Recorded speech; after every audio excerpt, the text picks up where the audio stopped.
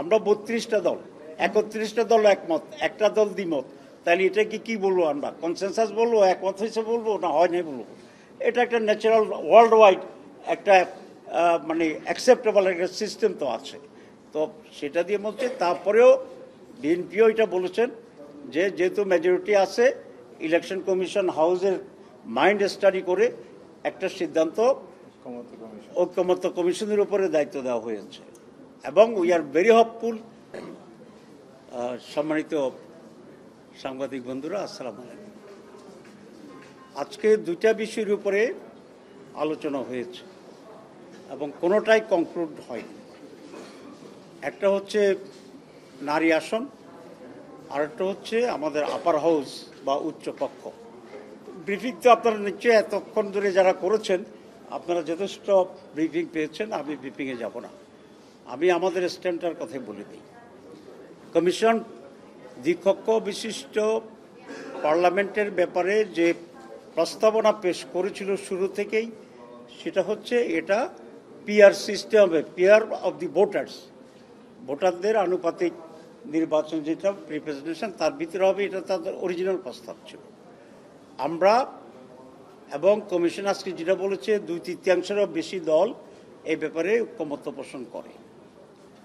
আজকে তারা একটু রিভাইজড আরেকটা প্রস্তাব দিয়েছে, কিন্তু অরিজিনাল যে পিআর সিস্টেমের যেটা সেটাও দিয়েছে।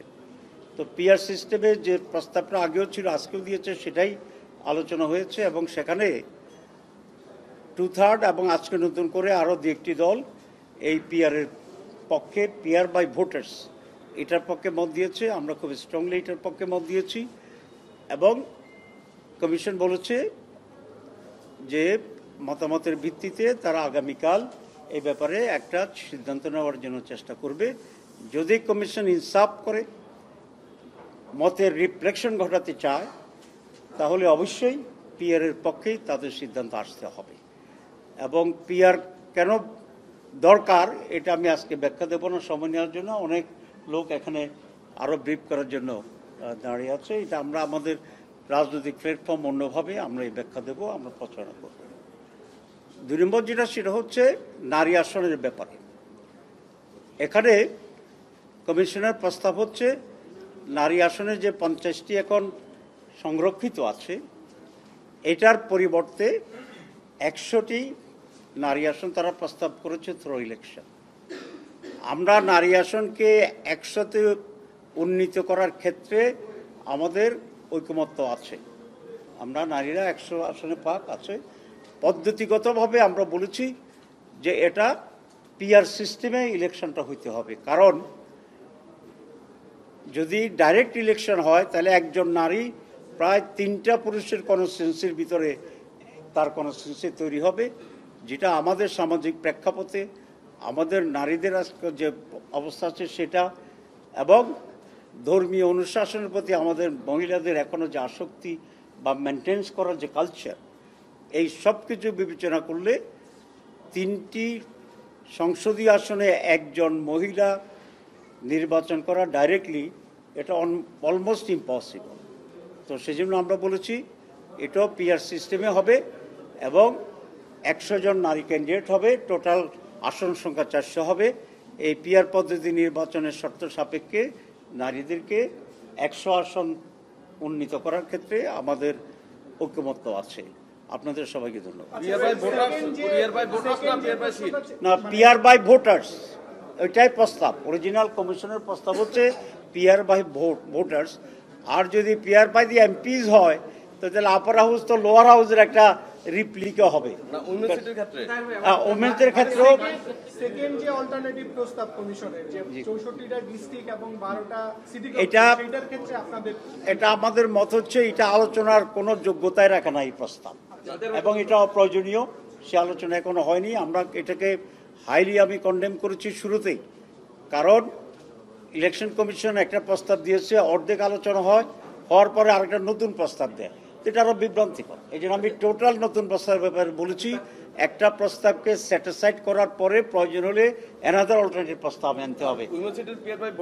আর উইমেন্সদের ব্যাটাও পিআর বাই ভোটার্স। একটা প্রশ্ন, সেটা হচ্ছে যে আপনারা আপার হাউস পিআর এর ক্ষেত্রে অনর, বিএনপি বিএনপি আবারও পিয়ারের বিরুদ্ধে অনড়। তো আজকে নিয়ে 6 দিন আলোচনা হইলো উচ্চকক্ষ নিয়ে, তো এটার তো কোনো সলভ হচ্ছে না, তাইলে এটা সলভ কি? কতদিন না, এটা সলভ তো হয়েছে। এখন কমিশন বলেছে যে মোর দেন 2/3 অলরেডি পিয়ার বাই ভোটার্স আপার হাউজে ঐকমত্য পোষণ করেছি। আমরা বলেছি আজকে যে এটার উপরেই যেহেতু মেজরিটি মোর দেন 2/3 ওপিনিয়ন আছে, এ ব্যাপারে আপনাকে একটা সিদ্ধান্ত নিতে হবে যে এটা অ্যাকসেপ্টেড হয়ে যাবে বলে আমরা আশা করি। আর একটা বিষয়, আপনারা গতকালকে বলেছেন কেয়ারটেকারের প্রধানের নিয়োগ নিয়ে আপনাদের একটা প্রস্তাব রেডি করতেছেন, সেটা যদি একটু জানাতেন। আমরা বিএনপিটা জেনেছি আজকে আমরা কেয়ারটেকারের জন্য নতুন করে প্রস্তাব আমরা দিয়েছি, 2-3টা আমরা অল্টারনেটিভ দিয়েছি। একটার কথা বলি, কারণ কেয়ারটেকারের যে বাছাই কমিটি এটার গঠনের ব্যাপারেই সমস্যা। আমরা 3টা প্রতিষ্ঠানকে দায়িত্ব দিয়েছি স্থায়ীভাবে। একটা প্রতিষ্ঠান হচ্ছে প্রাইম মিনিস্টার, সেকেন্ড প্রতিষ্ঠান হচ্ছে লিডার অব দি অপোজিশন, আর থার্ড প্রতিষ্ঠান হচ্ছে chief justice of the supreme court. এই 3 জন মিলে বাছাই কমিটি হবে। সেই বাছাই কমিটি সরকারি দল থেকে 5 জন, বিরোধী দল থেকে 5 জন, অন্যান্য যে দল আছে পার্লামেন্টে প্রত্যেকটা দল থেকে 2 জন করে তারা নমিনেশন আহ্বান করবে এবং এর ভিত্তিতে সেখান থেকে ঐক্যমত্যের ভিত্তিতে একজনকে বাছাই করবে। আমরা আশাবাদী, কেন?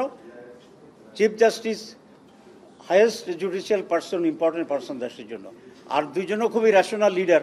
একজন প্রাইম মিনিস্টার হবেন, একজন ডেপুটি অপোজিশন লিডার হবে। সুতরাং এখানে একটা রেশনাল ডিসিশনের ব্যাপারে যেহেতু আমরা কেয়ারটেকারে যাচ্ছি, এটা ইজিয়ার। তারপরে যদি এটা না হয় আমরা আরেকটা প্রস্তাব দিছি, সেটা না হয় আরেকটা প্রস্তাব দিছি। আমি সময় নিতে চাচ্ছি না, সবগুলো বললে আরো 5 মিনিট ব্যাখ্যা লাগবে। এটা আমরা আলোচনা হবে, আমরা আলোচনার পরে এটা আমরা চূড়ান্ত করব। কালকে আশা করি সবগুলোই দিতে পারবো ইনশাল্লাহ।